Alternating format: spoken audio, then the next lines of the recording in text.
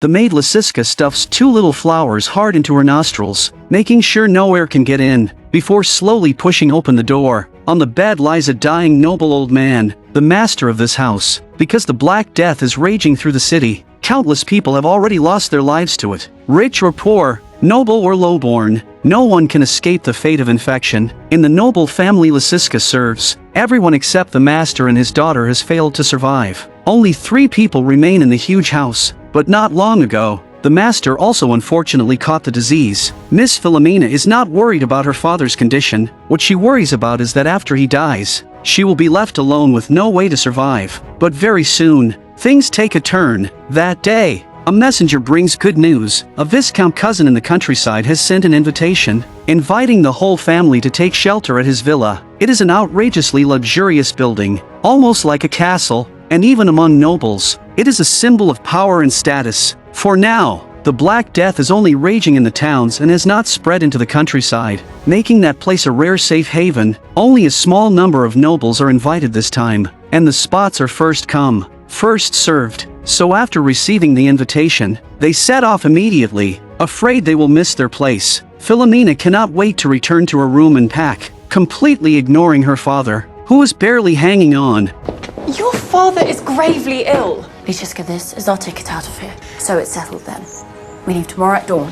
Compared with the young lady's coldness, Lasiska is more loyal and more humane, insisting on staying behind to care for the master. If noble travel did not require a servant to come along, Philomena would have left by herself long ago. Just after midnight, Philomena wakes Lasiska and lies, saying she just went to her father's room and found he had stopped breathing, and just like that, the mistress and maid set out overnight, taking all their belongings and rushing toward the villa. Along the way, there are poor people everywhere, half-naked and gravely ill. Kind-hearted Lasiska takes out her own bread for a beggar, only for Philomena to mock her, saying the person is already dying, so giving food is a waste. To make sure they do not go hungry before reaching their destination, Philomena orders Lasiska to take out all the food so she can personally keep it, but Lasiska is unwilling, and the two get into a fierce argument. Philomena punches and kicks her, finally snatching the bread, and in her fury, keeps cursing Lasiska as an ungrateful little wretch with no understanding of master and servant. In a rage,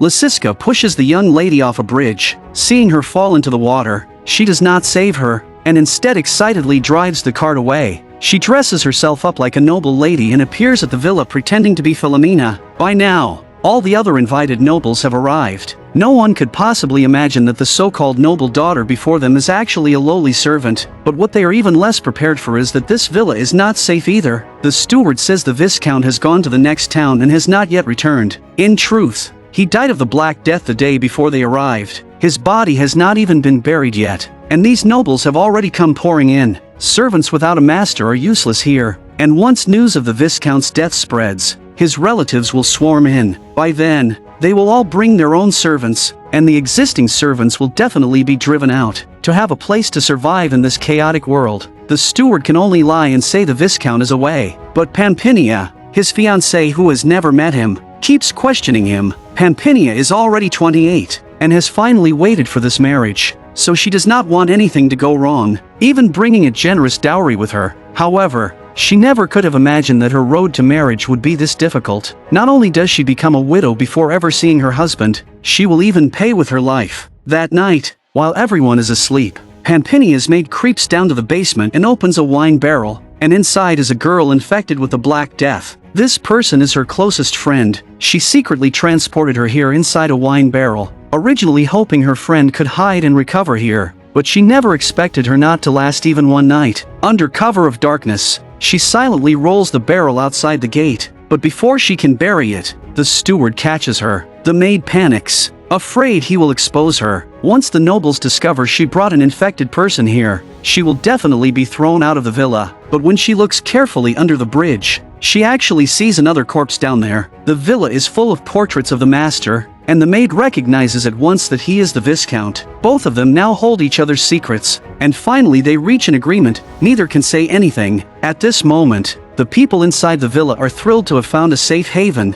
especially Lasiska. Not only has she arrived at a safe place, she has transformed into a noble lady. She hides in her room excitedly trying on the young lady's clothes. These are fine silk fabrics she once had to touch with extreme caution. They say clothes make the man. And with fine clothing and expensive jewels, Lysiska truly looks like a noble young lady. She also soon gains two admirers. One is a young lord of high status, and the other is his family doctor and servant. The noble young lord is plain-looking and sickly, fainting at the slightest thing, but his doctor is strong, handsome, and charming. Lysiska is clearly more drawn to the doctor, but he has no power or status. For a lowly maid like her, if she wants to truly rise above her station, she must marry a nobleman of high rank, so she can only pretend to welcome the young lord, while secretly exchanging longing looks with the doctor. Just as she wavers between master and servant, a major crisis comes knocking. The young lady she previously pushed off the bridge appears alive. By the time Philomena fully wakes up, several days have passed. She vaguely remembers falling into the river and being carried downstream before finally being dragged onto the bank. But those people did not save her out of kindness. They robbed everything valuable from her, even taking her shoes. She tears strips from her own clothes, makes simple socks to wrap around her feet, and after exhausting effort, finally climbs to higher ground. Starving, she can only fill her stomach with lemons from the woods. And at night, she curls up inside an abandoned sheep pen. After countless twists, hardships, and struggles, she finally knocks on the gate of the villa used for refuge. The moment Lysiska sees Philomena, she is so frightened she forgets to breathe, unable to believe she is still alive. And when Philomena sees her, she charges over roaring. Seeing Lysiska wearing her silk gown and the jeweled comb left by her mother, her eyes burn with bloodthirsty rage. Enough of this! You must never touch Senora Philomena again! Toss this imposter out! She is not Philomena. I am. At this moment, Philomena looks like a beggar from the street, reeking from head to toe. So no one believes she is the noble lady. This villa is only for invited princes and nobles, and a poor woman like her has no right to stay here. Lysiska watches as Philomena is thrown out the gate, and her conscience hurts. So she takes a piece of bread outside. After all, they grew up together, and if Philomena is driven away now, she will surely die. After thinking it over, she proposes a solution. If Philomena wants to stay, she must become her servant. This is the only way. Otherwise she can only end up on the street. Although Philomena cannot swallow the humiliation, to survive, she can only compromise for now. As long as she can stay in the villa, she will eventually find a chance to prove her identity. But this storm has barely passed when three bandits suddenly break into the villa. A house full of nobles cannot defeat three amateur thieves. At the critical moment, it is Lysiska who saves them. Using only a metal peacock head decoration, she easily takes down the bandit leader. Seeing things go wrong, the other two run for their lives, and Lysiska becomes the hero who saved everyone. That night, everyone gathers for a party to celebrate, and all eyes are on Lysiska, which makes Pampinia, who sees herself as the lady of the house, extremely unhappy. She orders the steward to prepare a carriage overnight, insisting she must go to the next town to find her fiancé. The steward and the maid echo each other, using the excuse that night travel is dangerous and could lead to robbery, finally calming her down for the moment, because most of the servants in the villa have already left. Only the steward, the gatekeeper, and the cook remain. When there is too much work, the personal maids of the nobles have to help out. Philomena's first task after arriving at the villa is to dig a hole. The cook hands her a shovel and tells her to dig a deep pit and bury the bandit's body. Since childhood, she has never even held a spatula, yet the first time she uses a shovel is under these circumstances. After half a day of work, Philomena finally digs a pit as deep as a person. She kisses the keepsake from her mother that she snatched back from Lysiska, then lies in the pit in despair. She wants to end this humiliating life, but in the end, she is unwilling, and returns to the villa to soak her blistered hands in icy water to ease the burning pain. Compared with her misery, Lysiska is living extremely comfortably. Although the young lord has never been in love, he asks the experienced doctor for advice every day, racking his brain to please Lysiska. Lysiska pretends to be delighted on the surface, but inside she strongly resists. Her whole heart is with the doctor, and the doctor is also deeply in love with her. But the pure young lord completely fails to see the flirtation between them. Although the doctor is not from a noble family, he is tall, strong, and masculine. Not only is Lysiska unable to resist him, even another noble couple has fallen for him. They secretly watch his every move from time to time. Cerisco and Neophile have been married for a long time, but their marriage has always existed only in name. Because Cerisco is not interested in women, Neophile is a very traditional woman, believing that even without marital intimacy, she still must not betray her husband, but after seeing the doctor's impressive body, she completely falls. To erase her sense of guilt, she carries a roast suckling pig from the kitchen, preparing to spend 3 days and nights in the woods confessing her sins. But before she can run far, she falls headfirst into a deep well. When Sarisco finds her, she refuses to come out, saying she will only climb up if someone descends from heaven and pulls her up. Only then will it count as forgiveness from above. Sarisco has long seen that she secretly desires the doctor, so he privately goes to find him. The moment the doctor appears, the woman's face lights up instantly. Only then is she willing to be pulled up, while her hidden feelings for him grow even stronger. Meanwhile, the steward and the maid finally cannot resist Pampinia's endless pressure and get into the carriage to find her fiancé. But halfway there, the carriage suddenly stops, and the steward struggles painfully to tell the truth that the Viscount is already dead. As expected, the news overwhelms Pampinia, and she collapses to the ground. From the moment she entered the villa, Pampinia has treated herself as the lady of the house. But now that the Viscount is dead, not only is her status no longer secure, even if she returns to her own family, it will be hard for her to marry again. Rather than accept that, she might as well seize control of the villa. So the three of them conspire and come up with a perfect plan, and the madness of the nobles and servants has only just begun. To claim the impregnable villa of her Viscount fiancé and a vast inheritance, she actually joins the steward in telling an enormous lie. Pampinia, the maid, and the steward leave for a whole day, and after returning, they announce to the princes and nobles in the villa that she has already held a grand wedding with the Viscount in the neighboring town. Because the Viscount suddenly had business in Venice and will only return after some time, all affairs of the villa will be handled by her during his absence. According to custom, there should usually be a pre-wedding party, but Pampinia takes it upon herself to prepare a post-wedding celebration without the groom. While Lasiska is choosing a gown, Philomena mocks her, saying a pheasant can never become a phoenix, and even dressed in fine clothes, she shows not the slightest nobility, despite her sharp tongue, even saying Lasiska's bun looks like a turnip. Philomena softens and offers to redo her hair, but before she can begin, she notices an obvious red mark on Lasiska's neck. Philomena thinks it must be the young lord's work, only to learn it was actually done by his doctor. A so-called noble lady is involved with a lowly doctor. If this is discovered, both of them will be thrown out. But Lasiska refuses to listen to the warning. She enjoys flirting with the young lord in public while privately getting much closer to the doctor. Soon, after breakfast, the wedding celebration officially begins. Everyone sits together, telling the stories they consider most wonderful. The young lord publicly gives Lasiska a priceless jeweled necklace, instantly drawing everyone's attention, and no one notices Neophile's obsessed gaze toward the doctor. After the feast ends, Neophile hides in the stable, waiting for her chance. When she sees the doctor pass by, she pulls him straight inside. Faced with her angelic face and body, the doctor cannot help trembling inside, but his whole heart is fixed on Lasiska, not because she is stunningly beautiful, but because her identity as an unmarried noble lady is far more attractive. After a brief struggle, the doctor's reason finally defeats his desire. He picks the brightest flowers from the garden and gives them to Lasiska, using every word he knows to express his love. Afraid the young lord will see them, Lasiska casually throws the flowers into the pond behind her. This scene instantly breaks the doctor's heart. In front of the two of them, he is only a third wheel, and from time to time,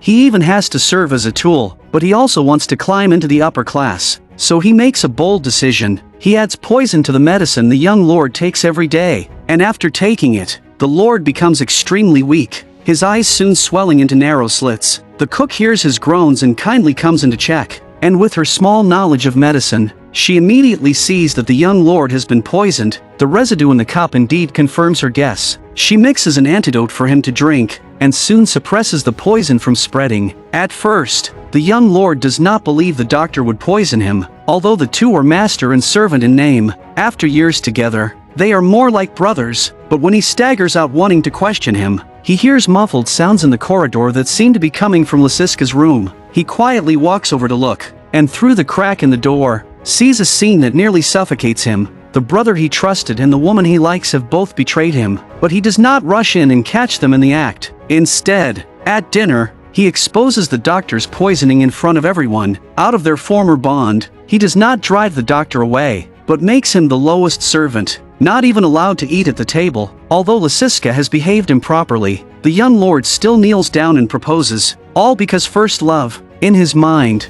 is unbreakable. Watching this romantic public proposal, Pampinia's wounded heart is cut open once again. Noticing the loneliness in her eyes, the steward knocks on her door that night and tells her stories about the Viscount's life, even imitating the things the Viscount might have said. His intense imitation finally overwhelms Pampinia.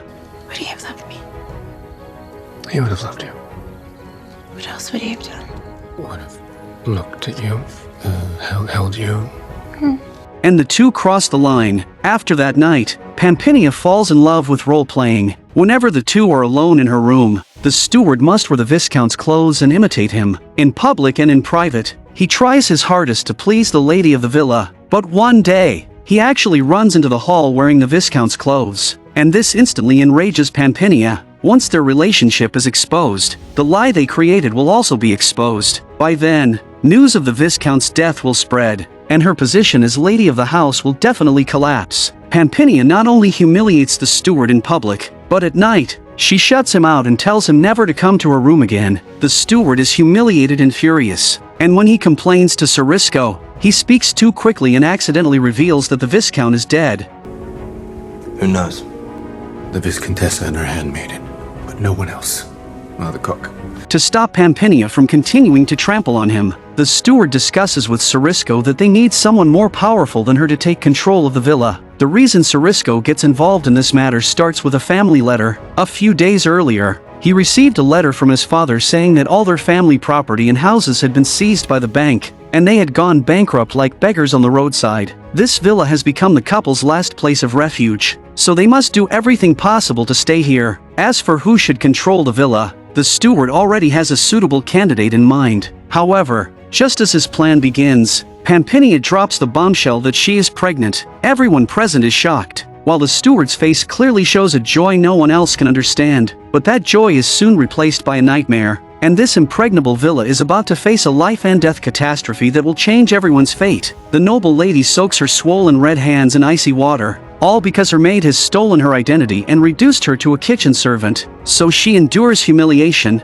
observes silently, and finally waits for an opportunity. The news that the lady of the villa is suddenly pregnant shocks everyone, and Philomena happens to seize on this point. Pampinia claims she is carrying the Viscount's child, which undoubtedly makes her status as lady of the house even more secure. As long as Philomena builds a good relationship with her and lets her uphold justice, she believes she will soon reclaim her identity. So Philomena takes the initiative to get close to Pampinia's maid, and gradually becomes a close friend who can talk about anything with her. Through the maid's introduction, Pampinia finally agrees to speak with Philomena alone. I was not a servant until the day I arrived at Villa Santa. My handmaiden, Lyciska, viciously attacked me and left me in a river to die.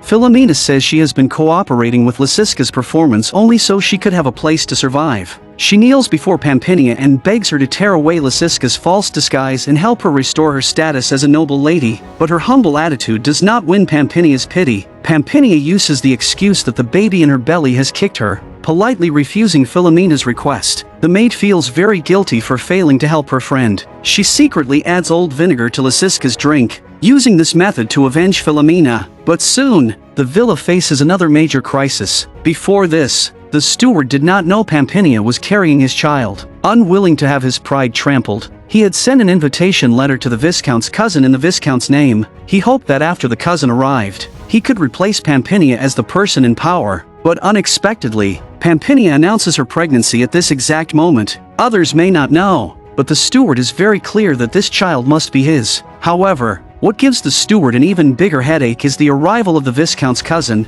He brings a large group of ragged barbarians with him, and the whole group storms into the villa like bandits. Facing the cousin's questions, the steward still uses the same story he tells outsiders, saying the Viscount has gone to Venice and that the invitation was sent before he left. From the moment he enters the villa, the cousin acts as if he has returned to his own home, ordering the servants to prepare the best wine and food. During the meal, he completely ignores the presence of ladies, speaking with those barbarians in filthy, vulgar language. He even ignores the young lord's objection and calls the doctor standing far away over to drink and eat meat. This wild party continues deep into the night and still shows no sign of ending. Pampinia, unable to endure the disturbance, tries to suppress her anger and persuades everyone to return to their rooms, but no one listens to her. After another round of exaggerated, chaotic dancing, the cousin actually leads everyone to the Viscount's secret room. It is full of obscene paintings and sculptures, and even has a hidden passage leading outside. Almost all the women cannot bear to look directly at the room's furnishings, but Neophile is thrilled by what she sees,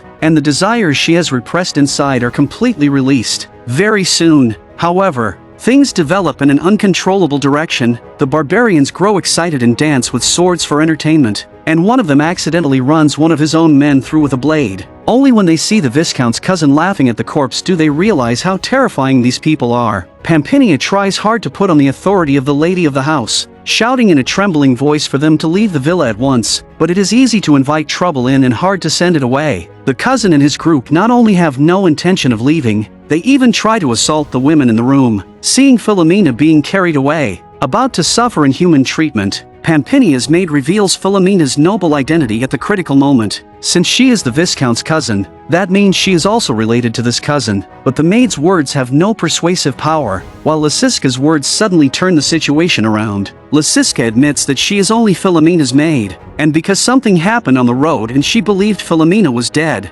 she used her name. The real noble lady is Philomena, and she must receive the respect she deserves. The cousin cannot tell whether her words are true or false, so following the principle of not touching relatives, he expels both women from the villa, which at least counts as sparing their lives. At this moment, the cousin finally realizes something seems wrong. The house is full of outsiders with hidden motives, while the master is nowhere to be found. Although Pampinia repeatedly insists the Viscount has gone to Venice, she can no longer convince him. To show loyalty, the steward brings over the Viscount's head, proving that Pampinia is lying, but this action completely enrages the cousin. A lowly servant has dared disrespect his master's corpse. As a result, not only is the steward thrown out, but the other nobles are not spared either. God girl can stay if she wants. The doctor too. Get rid of the rest. And if they refuse to leave, kill them all. The steward has invited the wolf into the house and burned himself with his own fire. He gains nothing and ends up homeless. Not long after everyone walks out the gate, a group of heavily made-up courtesans is called to the villa. Seeing this, Neophile suddenly changes her mind. Ignoring everyone's shocked looks, she turns and returns to the villa once again. To save her, Cerisco risks climbing the 10-meter outer wall, only to see through the window the shocking scene of her giving herself to the Viscount's cousin. His soul seems to be emptied, and he silently climbs down from the window without telling anyone what happened. Meanwhile, Philomena and Lysiska, who are the first to be thrown out, get lost in the dark forest. Cold and hungry, they can only sleep in a cave at night, then continue walking during the day, hoping to find a populated place and beg for food. From hating each other at the beginning to slowly remembering funny things from childhood, it is as if all their grudges never happened. They laugh away their hatred and decide to support each other through this chaotic world. But soon, they are captured by a band of mercenaries. The people here hate nobles with a passion, and without any explanation, they prepare to behead the two women. Just as their lives are about to end, Philomena reveals a secret she has kept buried for a long time. You and I are sisters. Sisters? The servant who has served her since childhood is actually her biological sister. Lysiska has been a slave in Philomena's house for as long as she can remember, and has never seen her own mother. Only now does she finally understand why the master treated her like a daughter. But before she can even process the shocking news, the executioner raises his sword. The moment the blade falls, he suddenly dies because of a sneeze. Now that the Black Death is spreading through the entire city, to avoid infection, even their own people are killed without hesitation. Taking advantage of the chaos, Lysiska and Philomena secretly take the dagger from the executioner and quickly cut through the ropes on their hands. But while escaping, Lysiska is unfortunately shot in the leg by an arrow. The two leap onto a horse and finally escape the danger, but the mercenaries behind them keep chasing. Meanwhile, the nobles thrown out of the villa do not leave, but hide in the stable. At daybreak, everyone creeps back into the villa, only to find corpses everywhere. It turns out the courtesans who came last night were all infected with the Black Death. After a night of indulgence, everyone has lost their lives,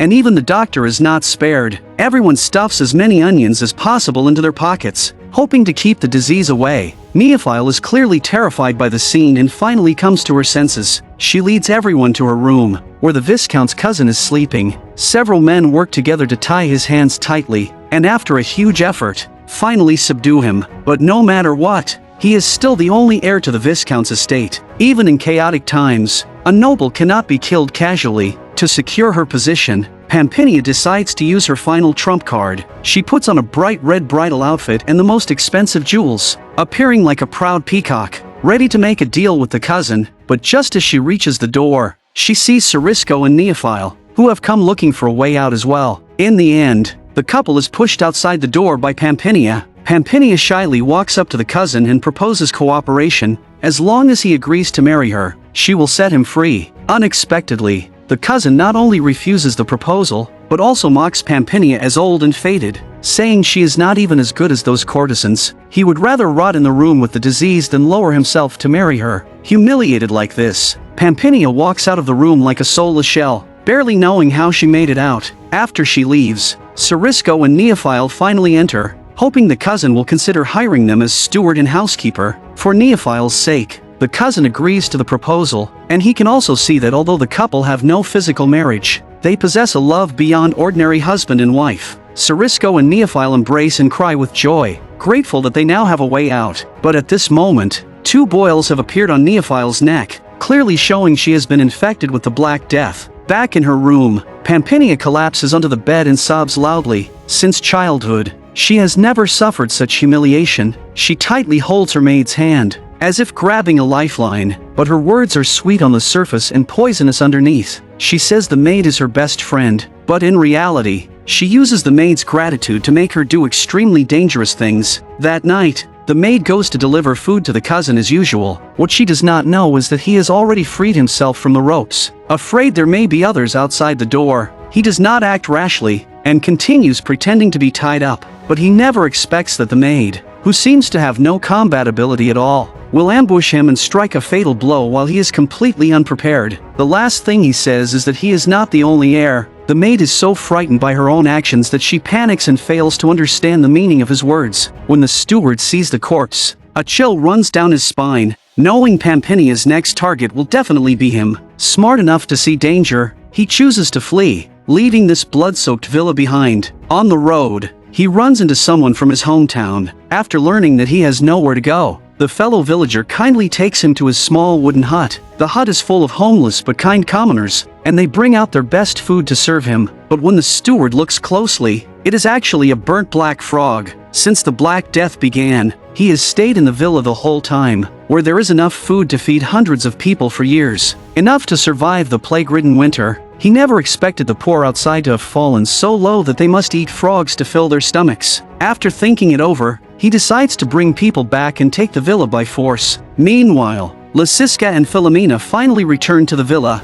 They believe the Viscount's cousin is still occupying the place, so they hesitate for a long time and dare not enter. The reason they came back is still Philomena's insistence. They have no money at all, and Lysiska's leg wound must be treated. So they take the risk of returning here, but Lysiska dismisses her concern completely. As soon as Lysiska arrives, she runs straight into the steward and his group. The first thing they do after entering is capture Pampinia, making sure she has no chance to turn things around again. But the woman who always loves giving orders sees the situation turn bad and secretly hides, with no one discovering where she is. Almost at the same time, Neophile finally fails to survive the plague and ends her short, absurd life in agony. Lysiska, shot in the leg, is lucky enough to survive. Although the doctor is gone, there is still a cook who knows a little medicine. With no anesthetic, the cook can only operate by feel, and every movement sends piercing pain through Lysiska. To ease her pain, the cook distracts her by telling a story, and the most explosive part is that the cook and the Viscount have an 8-year-old child together. A lowly servant secretly gave birth to the noble master's child and hid him deep in the woods for 8 full years. She thought that now the master was dead, the child had become the only heir, but a group of princes and nobles came here and completely changed the direction of everything. She says the Viscount did know the child existed, but because half the child's blood was not noble enough, he never made his identity public. This is something Lysiska understands deeply, because she too was a servant's child, yet has spent her life working like an animal in that household. The moment she learns the truth,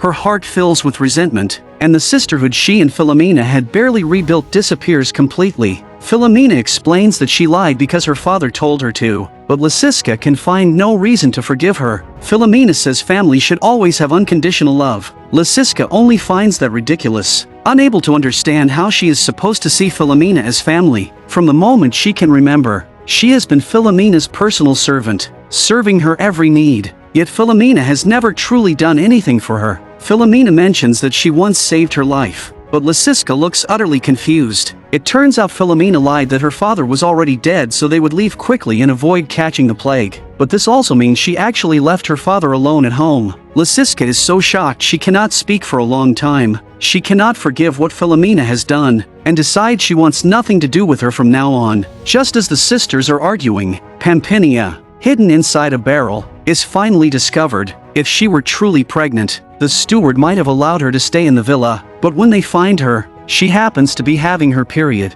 proving she was never pregnant at all. Pampinia kneels and begs the steward, hoping he will consider their old feelings and not drive her away. But the steward has been humiliated by her many times, so of course he will not easily give up his chance for revenge. And just like that, Pampinia is ruthlessly thrown outside, with nowhere to go. She can only hide in the garden, although she still has jewelry and treasures secretly hidden away. If she walks into the street carrying them, she will surely become a target for robbery. To make sure neither the people in the villa nor the beggars outside get the treasures, she prepares to swallow them all. But just after swallowing a necklace and 2 pearls, she is discovered by Lysiska. Lysiska snatches the entire bag of jewels, wanting to leave this place full of lies. But as she limps toward the gate, she discovers a squad of mercenaries suddenly approaching the villa. She tries to slip out through the secret passage, but finds mercenaries guarding the exit as well, and has no choice but to retreat into the villa. By now, everyone knows danger is coming, but they firmly believe the house is impregnable and will not be easily breached, so they keep indulging in celebration.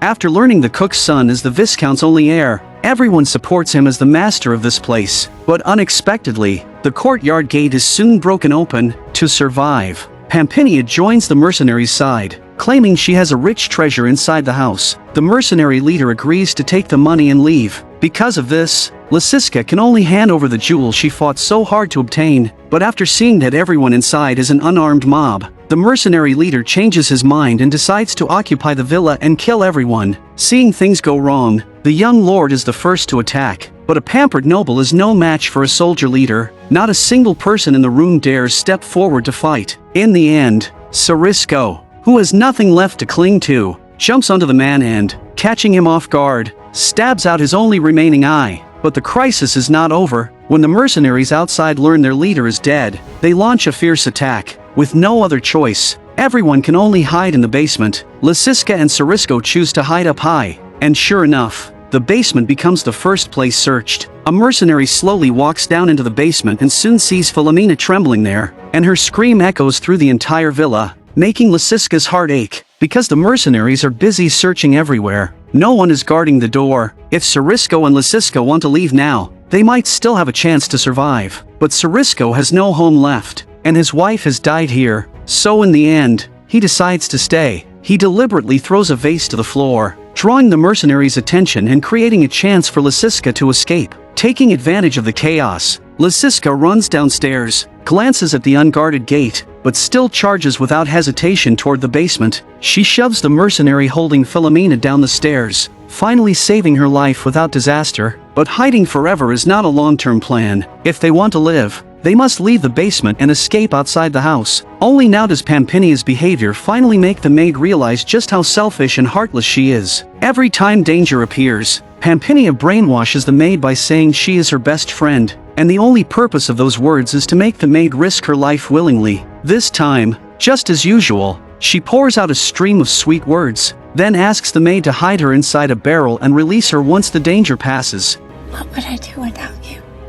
To help soothe yourself and pass the time. It is still the same lullaby the maid sings to her every night before bed, but after being used again and again, the maid's heart has gone completely cold. After hiding Pampinia, she sets the entire wine barrel on fire, smiling as she hums softly, finally walking out of the cage that has trapped her for so long to let the others escape alive. Sarisco runs to the room, carries out Neophile's body, and shouts loudly that there is plague. At the same time, to cover the retreat of the women and children, the cowardly young lord is finally brave for once, but pays with his life. Taking advantage of the chaos, everyone successfully escapes through the gate, but Sarisco is pierced by countless arrows and remains forever in the villa with Neophile. The few who escape have nowhere to go, and finally arrive at the cave Lysiska and Philomena found earlier. After surviving this life and death catastrophe together, everyone seems to forget the difference in class and status, treating one another as comrades who fought side by side. However, not only does the plague continue to spread, in this age ruled by class, whether servants and nobles can ever achieve true equality remains unknown.